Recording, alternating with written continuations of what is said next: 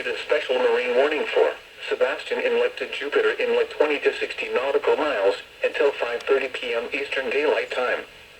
At 4:32 p.m. Eastern Daylight Time, a severe thunderstorm was located 35 nautical miles east of St. Lucie Nuclear Power Plant, moving southeast at 30 knots. Hazard, wind gusts 34 knots, or greater and large hail. Source, radar. Impact, expect wind gusts in excess of 34 knots, suddenly high waves, lightning and heavy downpours. Make sure all on board are wearing life jackets.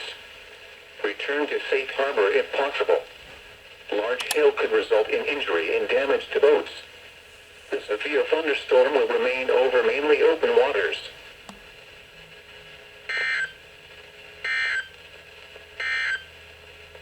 Marine forecast.